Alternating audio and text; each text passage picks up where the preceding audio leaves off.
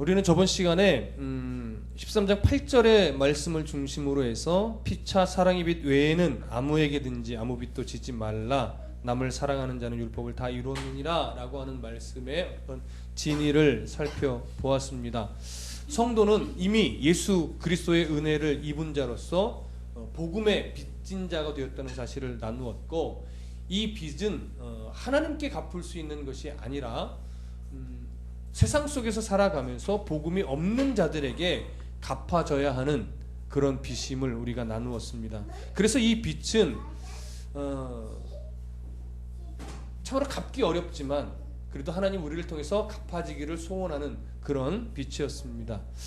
오늘은 이러한 이 복음의 빚을 갚으며 살아가야 하는 그 내용의 본질에 대해서 바울이 조금 더 강조를 하면서 이 부분을 어떤 종말론적 이유와 연결시키는 그런 내용입니다. 9절을 좀 다 같이 읽어보시겠습니다. 시작. 간음하지 말라, 살인하지 말라, 도둑질하지 말라, 탐내지 말라 한 것과 그 외에 다른 계명이 있을지라도 내 이웃을 내 자신과 같이 사랑하라 하신 그 말씀 가운데 다 들었느니라. 바울은 세상 속에서 사랑의 빚을 갚으며 산다라고 할 때 그 삶의 갚는 삶이 뭐냐에 대한 예를 어떤 개괄적으로 드는데 십계명의 말씀을 가지고 예를 듭니다. 간음하지 않는 것이 사랑의 빚을 갚는 것이고, 살인하지 않는 것이 사랑의 빚을 갚는 것이고, 도둑질하지 않는 것, 탐내지 않는 것이 사랑의 빚을 갚는 것이다 라고 하는 어떤 뉘앙스가 있게 지금 말을 하는데, 이것은 이제 우리가 알다시피 10계명 중에 7계명, 6계명, 8계명 그리고 10계명에 해당하는 그런 내용입니다. 성도가 당연히 삶 속에서 이러한 간음, 살인, 도둑질, 탐내는 것 이런 것들을 제거하면서 그런 것에 빠지지 않고 살아가려고 애쓰는 것은 당연합니다. 그런데 이어지는 내용을 보면 이렇게 한 것과 그 외에 다른 계명이 있을지라도 이렇게 얘기를 해요. 다른 계명이 그 외에 있을지라도 내 이웃을 내 자신과 같이 사랑하라 이렇게 얘기를 합니다. 그래서 이 앞의 내용이 뭐 간음하지 말라, 살인하지 말라, 도둑질하지 말라, 탐내지 말라 이렇게 말한 것이 지금 이게 긍정적으로 쓰여진 내용인지 부정적으로 쓰여진 내용인지 좀 헛갈립니다.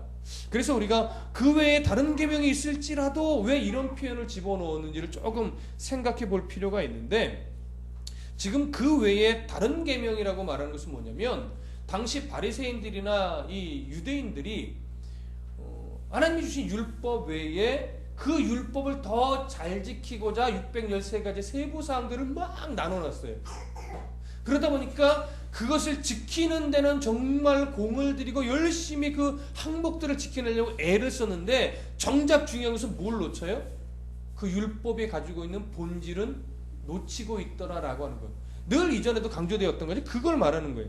이렇게 간음하지 말라, 살인하지 말라, 도둑질하지 말라, 탐내지 말라 이런 것들을 알고 너희가 지키려고 하고 뿐만 아니라 그 외에 다른 계명들도 다 지키려고 하고 있다. 그러나 정말 중요한 것은 그 계명을 지키는 그 중심, 그 본질에 뭐가 있어야 되느냐? 내 이웃을 내 자신과 같이 사랑하는 그 마음이 그 본질에 있어야 된다라고 하는 것을 말씀하고 있는 겁니다. 그렇기 때문에 우리가 그리스도인이 사랑의 빚을 갚으며 세상 속에서 그리스도인으로 살아나갈 때 그 그리스도인으로 살아가는 모든 행위에는 늘 뭐가 기본으로 바탕에 깔려 있게 하려고 애를 써야 되냐면, 바로 이웃을 내 몸과 같이 사랑하는 그 사랑의 마음이 바탕에 계속 깔려 있어야 한다는 것을 지금 말하고 있는 거예요. 그러면 한번 보시죠. 여기 네 이웃을 네 자신과 같이 사랑하라 이렇게 말하는데, 여기 내 자신과 같이 사랑하라 이 표현이요, 이렇게 참 쉽지 않은 표현이에요. 뭐냐면 악한 사람도 자기 자신에 대해서는 어떻게 사랑합니까? 자기 자신을 진실하게 사랑하죠. 내가 내 자신을 거짓되게 사랑해요? 그러는 경우는 없어요. 내가 내 자신을 사랑한다는 것은 그 어느 누구를 막느라고 다 진실하게 사랑해. 정말 나를 위해서 뭔가를 하죠. 나를 위해서 선을 베풀기도 하고 나를 위해서 욕심을 부리기도 하고. 그래서 자기 자신에 대한 사랑은 진실한 거예요. 그러니까 이 진실함처럼 그렇게 나 자신에도 진실한 것처럼 다른 사람을 대할 때도 그 사랑의 밑바탕에 뭐가 있어야 되느냐? 진실함이 있어야 된다라고 하는 것을 지금 강조를 하는데, 이 진실한 사랑이요, 말이 쉽지 그렇게 쉬운 건 아니에요. 그래서 뒤에 보면 내 이웃을 내 자신과 같이 사랑하라 할 때 이 사랑을 필레오를 쓰지 않아요. 원래 이웃에 대한 사랑은 보통 필레오나 이런 단어로 쓰는 건데 여기는 필레오로 쓰지 않고 아가페를 씁니다.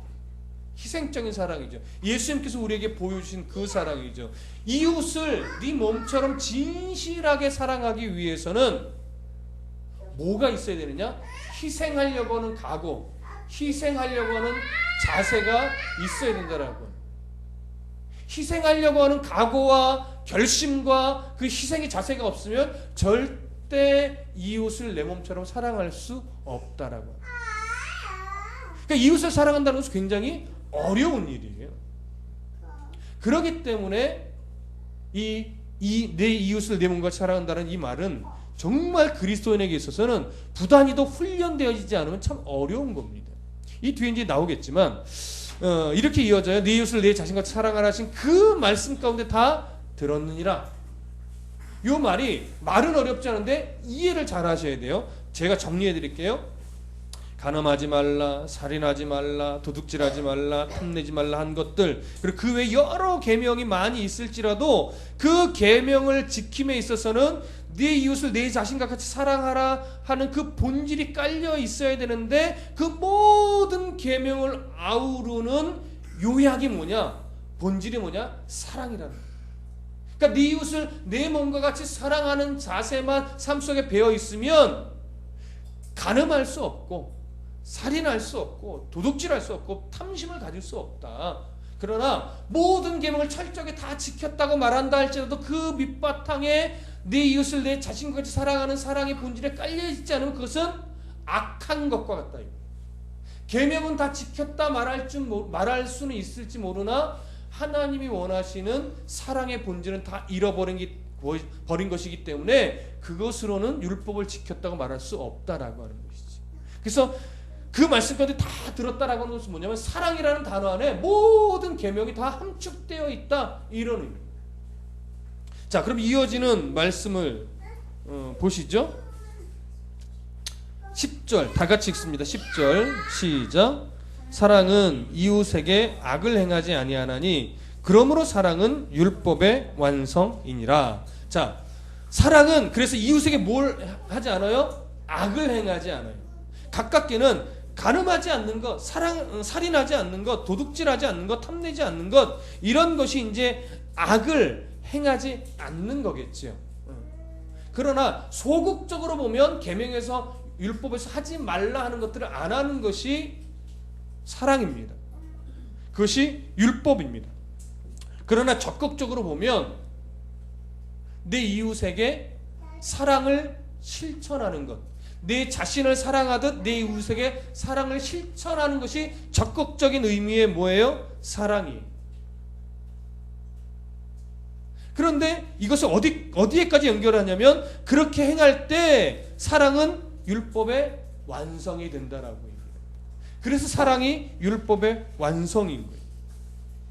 그러면 여기서 사랑은 율법의 완성이다라고 할 때 이 완성이라고 하는 말은요, 헬라어로 플레로마라고 하는데 무슨 의미냐면 충만케 하다, 가득 채우다, 이런 말이에요. 가득 채우다. 그러니까 율법을 완성한다라는 건 사실 이미 예수님이 율법을 완성했단 말이에요. 근데 우리가 우리의 사랑으로 율법을 완성한다는 것은 뭐냐면 율법을 사랑을 밑바탕으로 해서 사랑을 실천하면서 율법을 행할 때에 그 율법이 사랑으로 가득 채워진다 이거예요. 누구의 사랑으로? 예수 그리스도의 아가페적인 사랑으로 율법이 가득 채워질 때 거기서 비로소 율법이 완성되는 건데, 이것은 예수님이 완성하신 율법과 다른 거냐? 그런 것이 아니에요.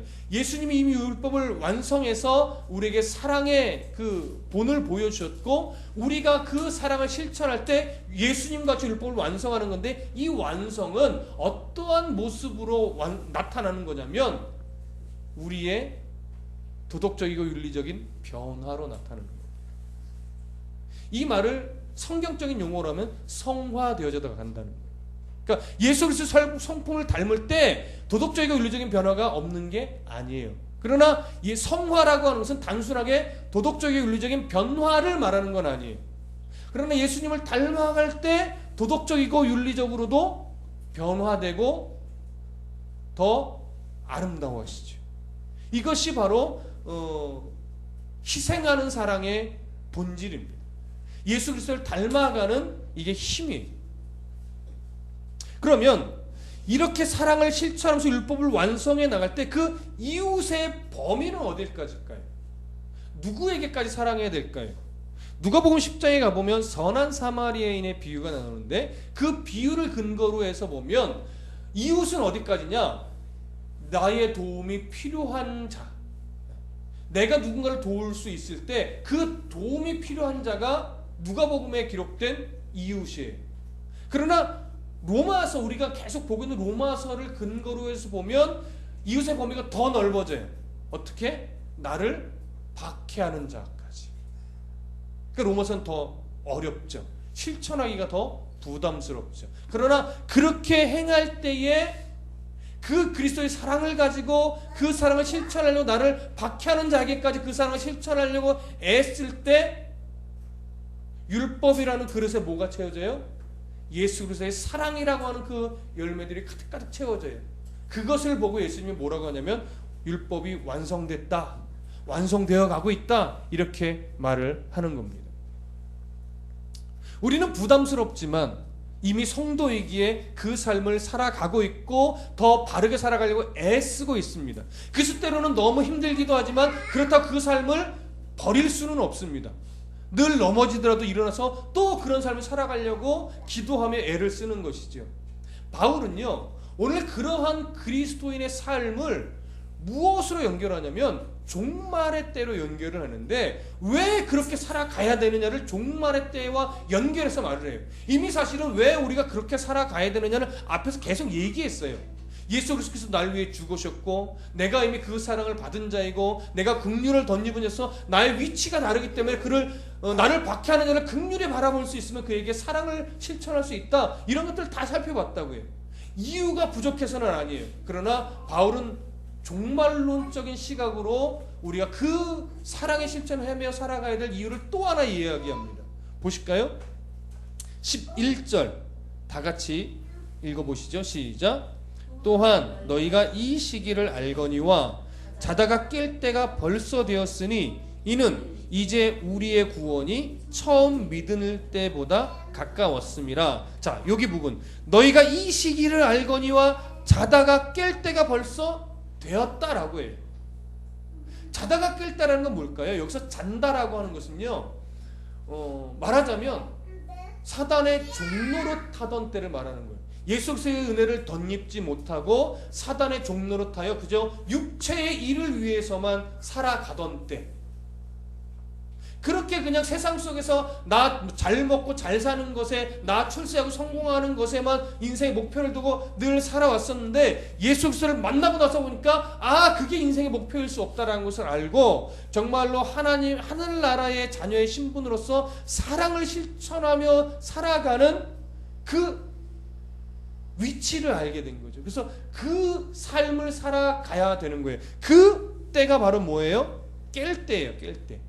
누구로 인해서 우리가 깰 수 있게 된 거예요? 바로 예수 그리스도의 은혜로 말미암아 죄의 종로로 타던 신분이 의의 종로로 타는 신분으로 바뀌었기 때문에 우리가 이제 깨어나서 이게 하나님이 싫어하는 죄구나, 이게 성도로서 하나님이 기뻐하는 거구나, 우리가 이제 분별력을 갖게 됐고 분별력을 가지고 이제 그런 삶을 살아나가야 되는데, 그때마다 힘든 것은 뭐예요? 아직까지도 우리의 삶 속에 뭐가 남아있어서? 죄의 습관들이 남아있어서 절연의 것을 끊어버리지 못하기 때문에 힘든 거죠. 신분은 바뀌었지만 습관이 남아있다고요. 그 습관을 절연하게 끊어내고 하나님 나라의 성도로서의 습관을 만들어가는 싸움이 뭐예요? 그게 사랑을 실천하는 싸움입니다. 그게 바로 신학적인 용어로 성화의 과정을 밟는 것이고, 그게 성도로서 이 땅에 받아야 되는 훈련인 거예요. 그 훈련을 잘 받아나갈 때 뭐가 채워져 가고 있어요? 율법이 완성되어져 가는 거예요. 율법의 그 사랑이 채워져 가면서 완성되어 가는 것이죠. 그래서 여러분 굉장히 이 부분은 중요한 겁니다. 자다가 깰 때가 벌써 되었어요. 그래서 우리는 깨어서 뭐 해야 돼요? 사랑을 실천해야 돼요. 그럴 때 바울이 이렇게 얘기합니다. 이는 왜 그렇게 하냐면 이제 우리의 구원이 처음 믿을 때보다 어떻게 해요? 가까웠습니다.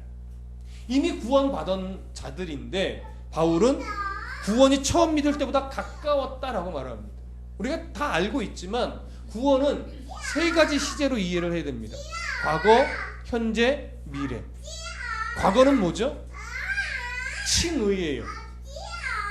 칭의라고 하는 것은 우리가 신분이 바뀐 거죠. 예수 그리스도의 은혜로 말미암아 너는 의인이다, 너는 하나님의 자녀다 칭함을 받은 거예요. 그건 이미 이루어진 거예요. 바뀔 수 없습니다. 그런데 현재 시제는 뭐죠? 바로 성화예요. 예수 그리스도의 성품을 닮아가는 싸움을 하는 거예요. 이게 현재 진행형이에요. 이거는. 그리고 미래적인 시제는 뭘까요? 그건 영화예요. 예수님이 재림하시는 그때 세상의 끝이 오면 이제 우리의 육과 영은 완전해집니다.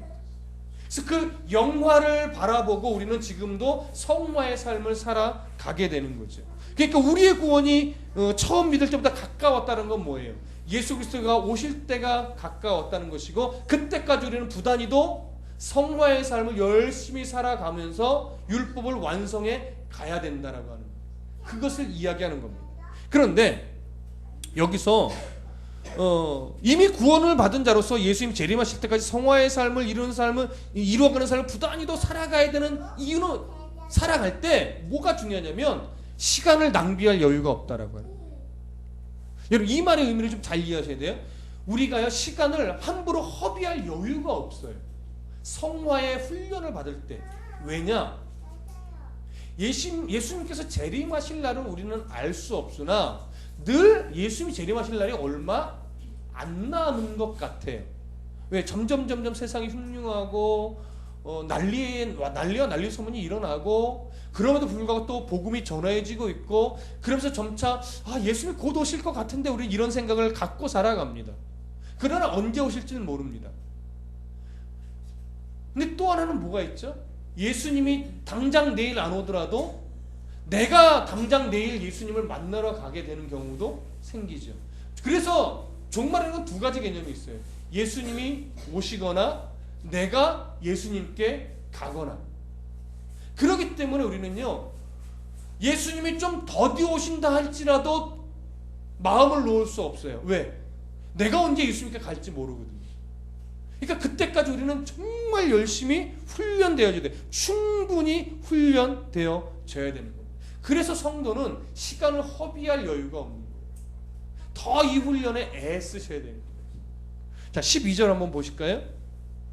함께 읽습니다. 시작.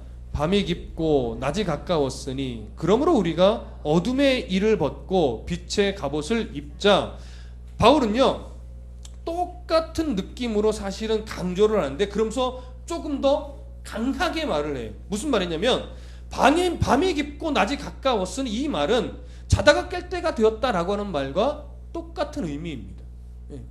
이제는 죄의 습관들을 빨리 떨쳐버리고 나를 박해하는 자에게까지 내가 사랑을 실천할 수 있는 훈련을 받으며 그렇게 살아가기에 부단히도 애를 써야 되는데 그런 삶을 살아나가야 된다. 그러므로 우리가 어둠의 일을 벗고 아까 얘기했듯이 죄의 습관들을 계속해서 생각하며 떨쳐버리고 빛에 뭐를 입어요? 갑옷을 입어요. 사랑을 실천하라는 얘기인데 그것을 이렇게 표현해요. 빛의 갑옷을 입으라. 전투적인 이미지를 지금 집어넣고 있죠. 이 갑옷이라는 거 하면 늘 에베소서 6장에 있는 하나님의 전신갑주가 늘 생각나게 마련입니다. 왜 이런 표현을 써요? 사랑을 실천하는 것, 죄의 습관들을 끊어내는 것, 이거는 단순하게 도덕적으로 착하게 살라, 윤리적으로 바르게 살아 이 얘기가 아니기 때문에 그래요. 영적인 싸움이기 때문에 그렇습니다.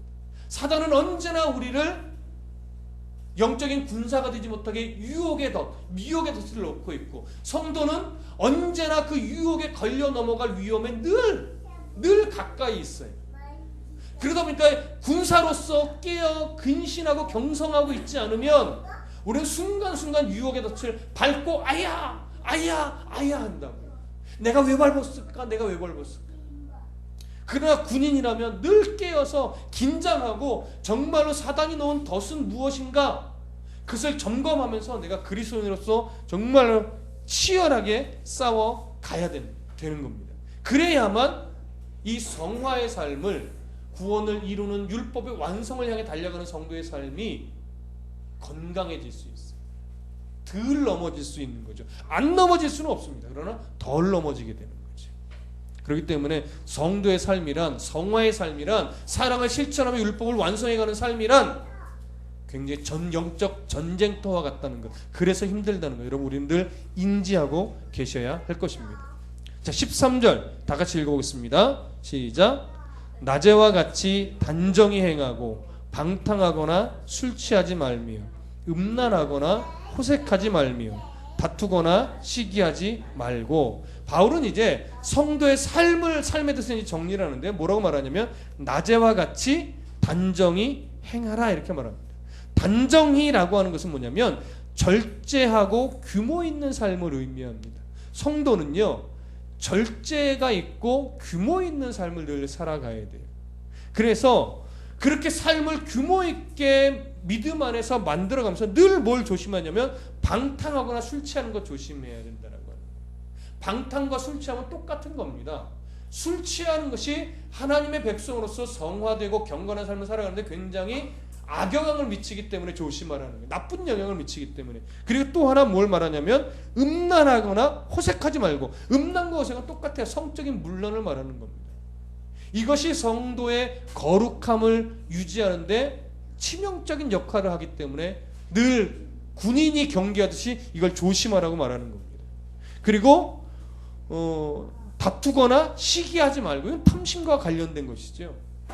이런 것들 또한 우리의 거룩한 삶, 영적인 거룩을 방해하는 아주 중요한 요인이에요. 이런 것들 늘 조심해야 돼요. 이것뿐만이 아니지만 바울은 대표적으로 이렇게 술 취함의 문제, 음란의 문제, 탐심의 문제가 성도로서의 삶을 규모 있게 만들고 정갈하게 만드는 아주 악영향을 미치는 나쁜 요소라고 하는 것을 지금 강조해서 말하는 겁니다.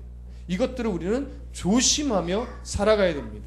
그래서 바울이 결론적으로 말하는 것은 뭐냐면 14절이에요. 다 같이 읽어보겠습니다. 시작.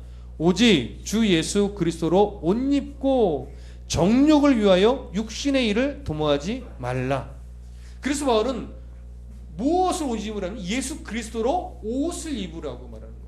예수 그리스도로 옷 입는다는 것은 뭐냐면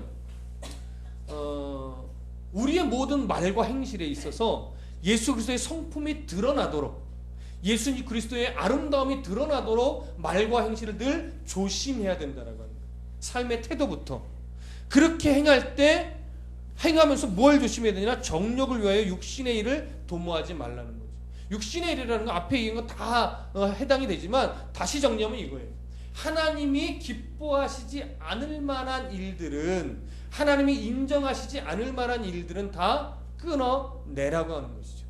육신의 모든 일이 다 악한 건 아닙니다. 육신의 모든 일이 다 하나님이 싫어하는 것은 아닙니다. 그러나 하나님이 기뻐하지 않을 만한 요소들이 육신의 일에 있다라고 하는 거죠. 그 대표적인 예가 앞에서 얘기한 방탕하는 거, 술 취하는 거, 음란하고 호색하는 거, 다투거나 시기하는 것, 또 위로 올라가면 간음하는 거, 살인하는 거, 도둑질하는 거, 탐내는 것, 뭐 이런 것들이 다 그 안에 들어가는 거죠. 그런 것들을 잘 분별하여 끊어내고 예수 그리스도의 성품이 드러나는 우리의 말과 행실이 되도록 부단히도 의식적으로 애를 쓰라는 겁니다. 이것이 바로 사랑의 실천이요, 이것이 바로 율법이 완성되어 가는 것이고, 이것이 바로 성화라고 표현되어지는 겁니다.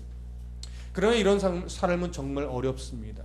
그래서 빛의 갑옷이라고 하는 전투적인 이미지를 쓰고 있는데, C.S. 루이스라는 분이 이런 말을 했어요. 당신이 진정으로 이웃을 사랑하고 있는지 고민하는데 시간을 허비하지 말라는 거예요.